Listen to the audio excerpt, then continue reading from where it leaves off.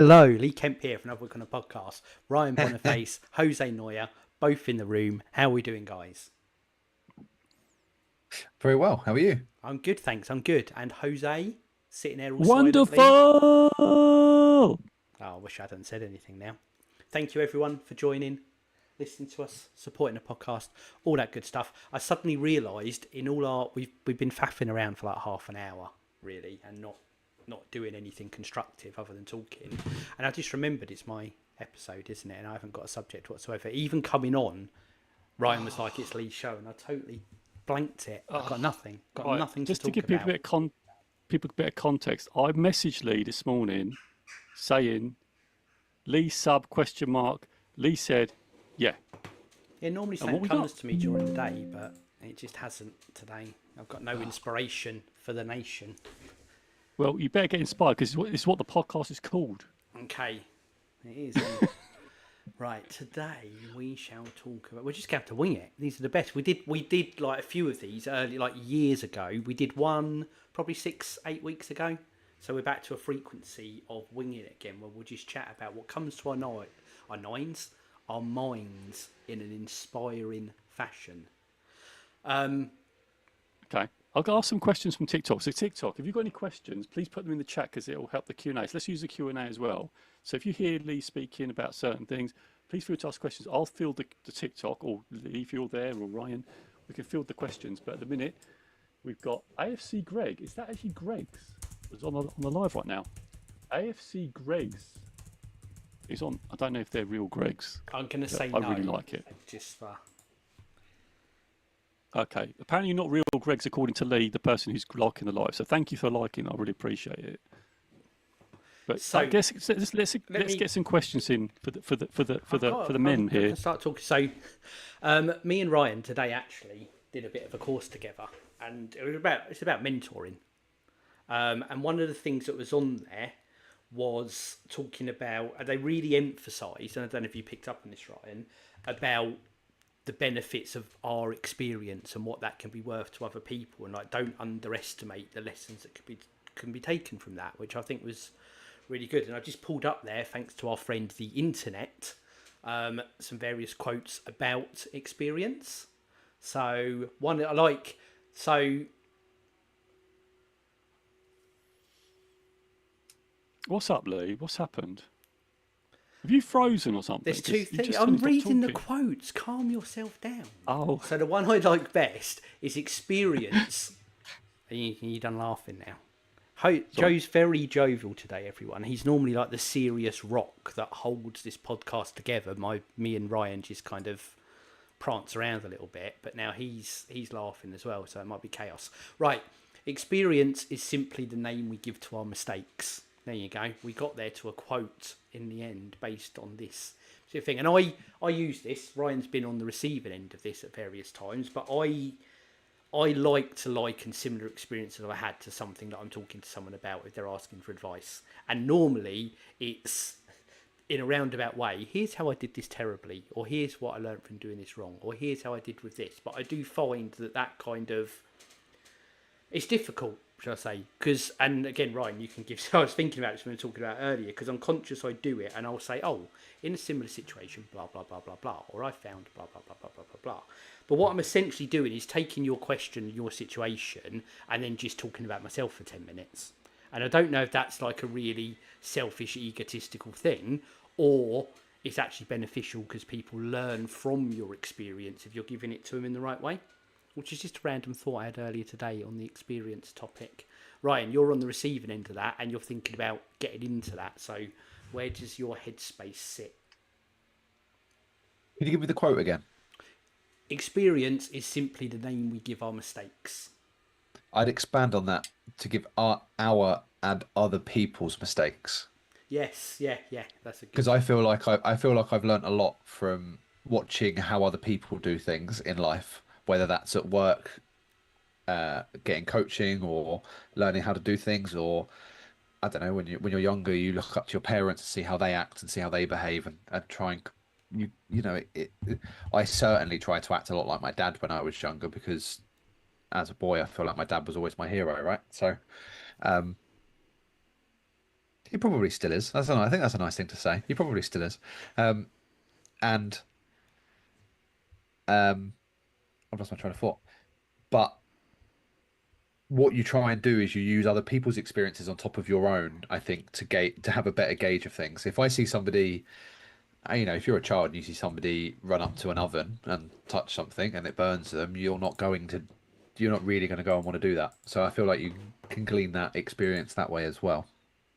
Um, I wouldn't say that I think when I've been in those conversations with you, Lee, that you go on a monolith, sorry, of your own previous experiences. But even if you did, how you gain that experience is how you can give somebody the context to understand why you can make a decision in a certain way or should make a decision in a certain way. So I personally wouldn't see that in a negative way.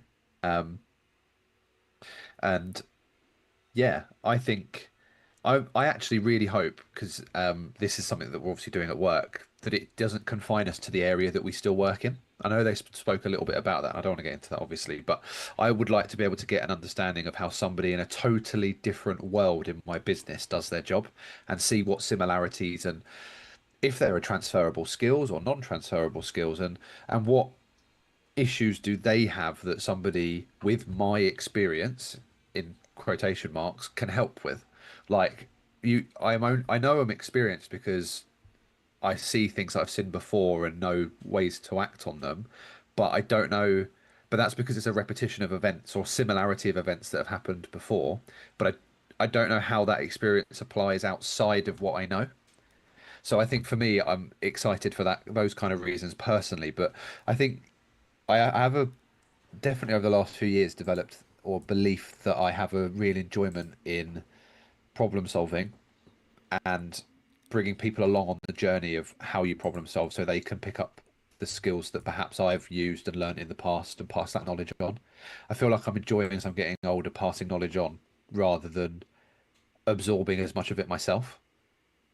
Not that I don't do that anymore, because obviously you still need to learn and you still need to adapt and you still have information thrown at you, but I feel like I focus more on now sharing it rather than sharing my bucket rather than filling my bucket, so to speak.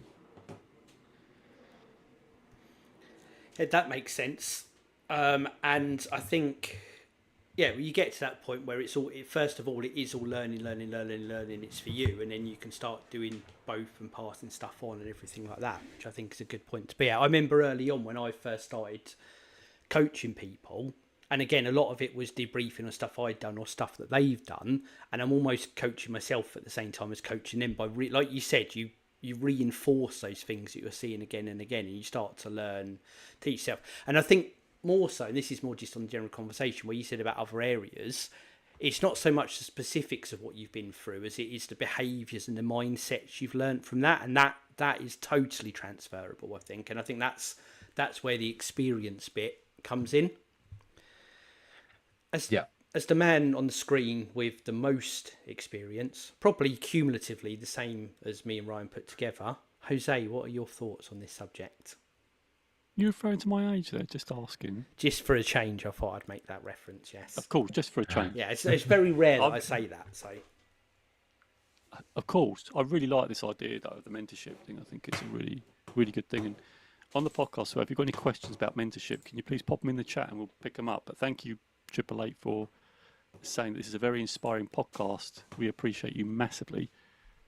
I really like the idea of mentorship, and I think for you guys, this is a massive opportunity to mix mentorship up with coaching, because what I find is that people tend to default to mentorship to provide advice. In my experience, I've done this, and I think it's a really great thing. I don't think it's the wrong thing. I think it's a thing you can flex your style. And what Ryan said about if you go into a different area, you don't know what. Sometimes you don't know the process, you don't have the knowledge. That's where coaching can be really beneficial, but your questions will come from a place of experience, which will then unlock them to do different things. So I think this is brilliant. What I would say when you mentor is try and blend in some coaching questions. So when you finish at the end, that they actually take some steps away that they create based off the back of your experience. So based on what I've said, what are you going to do? And then lock them into some steps they're going to take, and then come back next time and say, what happened? What happened? What went well? And then go back into coaching and then sort of build that iteration of success, build on that, or fail, what's the plan? So it's like plan, do, review, right? Plan, do, review. So this is a really powerful concept. I know when I do a blend of mentorship and coaching, because sometimes when I'm coaching leaders, for instance, it's a blend of mentoring and coaching, but I don't know their teams like they do. So for me, it's providing, if they say, hey, we've got an idea, I'll say, what do you think your idea is? And then we will work collaboratively. And then I'll say, what do you want to do with it? So then they can then shape that idea that fits their team or their people better, because they can bespoke the idea. But the idea is that they onboard the idea and then develop it and evolve it. And that's why I really love mentorship. I think it's really powerful. So it's like you're leading them on the way rather than giving them the answers. You try not to. I mean, it's good if they say they really want an answer. Of course you can, but the key around this is you want ownership. You want them to take it and run with it. The danger with mentorship is that we can all fall, and I've fallen into this trap myself, is that you lean so much into wanting to help that you give them all this stuff, but they don't do half of it because it doesn't become their idea. Yeah. And that's where the challenge is. So the challenge really is mentor, yes, then ask, what are you going to do with that? And don't give them the plan, get them to create the plan. Then get some smart steps. Like, when you're going to do that by, set the steps with them. When you're going to do it by, okay, by, I don't know, a couple of weeks, we'll meet in 3 weeks, and then we'll come back, and then you say, what were your steps from last week? What happened? And you iterate that process. And that will be so powerful, because what you're doing there is you're blending mentorship with coaching. And that's exactly what I do. And it really becomes powerful because it becomes iterative over, like we've done the podcast, iterative over years. So that's why I love it. I was going to ask you both, actually, have you had experience of, have you been mentored yourself? I mean, Ryan, you said Lee has mentored you, but have you, other than Lee, and Lee yourself, have you had mentors where you think you could draw some good examples to use when you go forward and do your own mentorship, and what worked? Yeah, and I mean, multiple over the years. There was someone years ago who turned me on to the concept and kind of said, reach out there, look at people who, you either look up to, or you inspire you, or you'd like to be like, or you see something in them you like. Don't be afraid to lean into people who do stuff differently to you in different areas. And I did. I went through a spate where I would reach out to people and say, intro, whatever it is, would you be interested in being my mentor? Absolutely. Everyone said yes. I think it's a huge, and people said to me, it's a huge compliment. So I spent quite a bit of time with various people, kind of picking their brains, asking for advice. And again, it was the same. It was them telling me their story, talking about what they're going through, giving a few views on what I could do with things. And I found it really, massively useful. And, all of those people in one way or another really helped kind of shape who I am and what I did. But there was a time when there's no way I'd have reached out to someone. I thought, why do they want to spend time talking to me about stuff? But I say people love it. So I did that. And there's people who stick with me now because of it. And I'd like to do that same thing for other people, that it just sets them off. Or not sets them off. It's a puzzle piece in their journey and where they are. But yeah, I'd say it was definitely a big part of my toolbox, which I still look for it now, either formally, where you just say to someone, would you be my mentor? Or they're just people you build a rapport with, you soundboard stuff, and you end up in that relationship without really kind of making it formal, if you like, or even acknowledging it to an extent. Yeah. Ryan, you got any thoughts? I've got another thought on this, but Ryan, you got any thoughts? No, you go. The thing, I had a leader ask me, because I'm their coach and they're getting a mentor, so they're getting coached from me. They're also going to a mentor, which is in a different department, right? So it's a different department, the higher up band. And this is really interesting because they said, Jose, what's your advice on being a mentee? So this is where I said to them, I said, you're spending time with a mentor, so your job as the mentee is to bring what your challenge is, because you're asking this mentor because you want to be in that situation, right? If you've got a mentor, you usually want to aim for the thing your mentor is right, because they've got the experience. Your job as the mentee is you bring the problem, but when you're given advice by the mentor, your job is to execute on that advice. Execute it. Do something with it.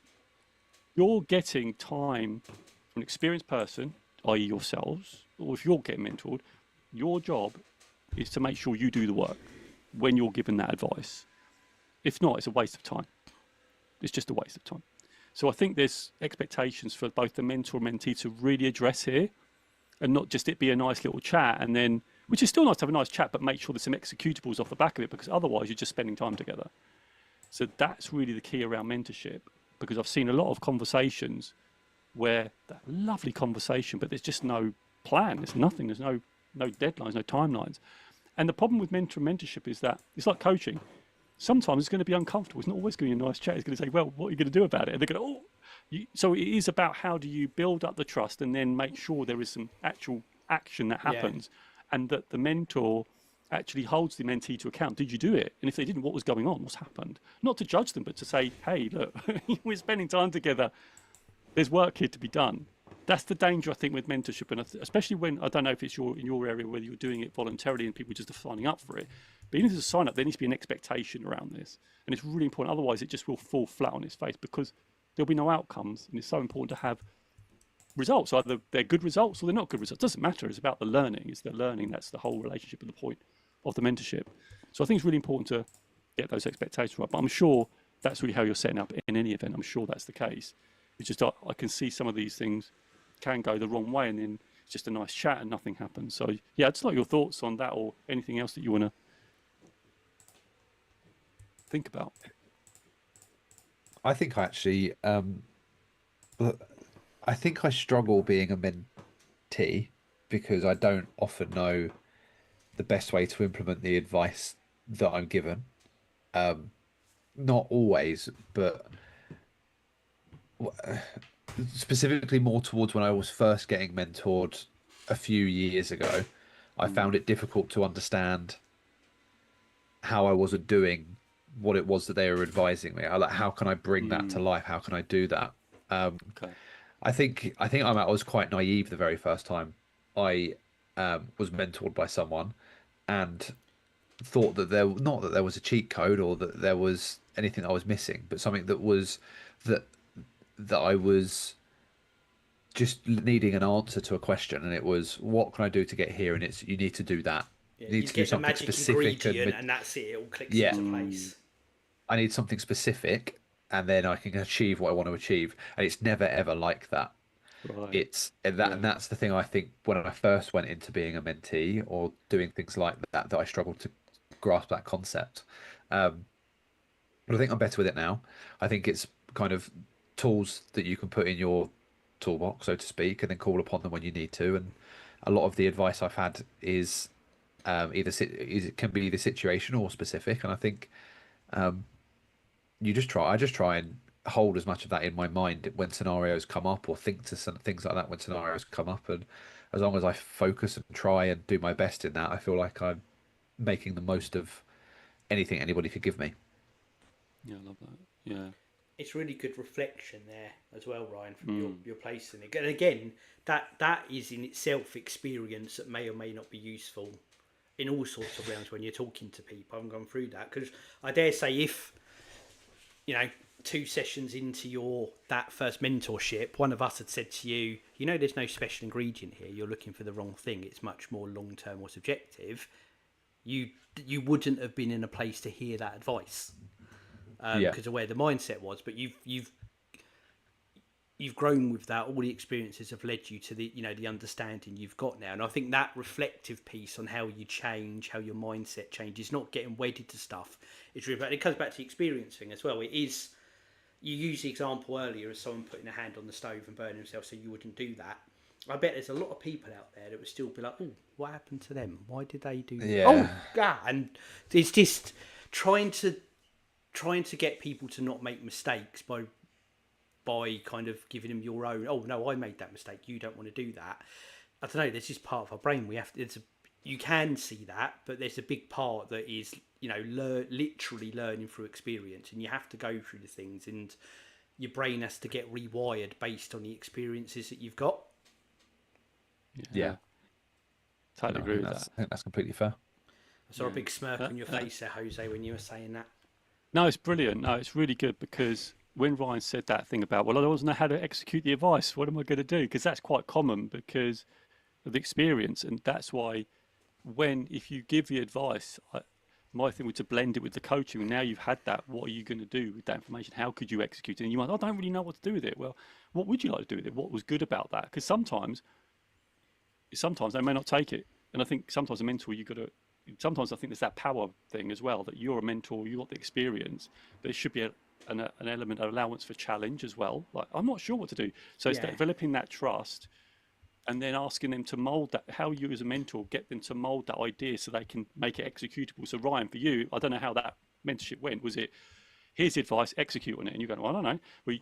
Would you allow to like explore and challenge and say, well, I'm not sure how to execute that. I'm not quite sure how we would do that. And then it would be about, well, how would you like to do that? Or would be your idea based on that? And it may not be the full idea, but it'd be a version of it that would work for you. And I think that's a really crucial part of the skill of that conversation, is that bit. So then the mentee has got something to take away and execute, whether it's one step, doesn't matter, just something like one step they can do when they come back. It's so important. If the mentee leaves with nothing, just like you, Ryan, then that's the challenge. But the learning was, next time I do it, I need to make sure I've got some thing that I can execute on. And I think that's where I think the challenge is. But I think the first thing is, how do you build that trust in the element so you can have those more honest and sometimes quite difficult conversations? But the trust, you're going to get to know them first, build the trust, and then have those more challenging conversations, which are definitely going to be, but good. They're going to be, it's a really good thing that you're doing. I think it's brilliant. And I think it's produce massive results once you get it right.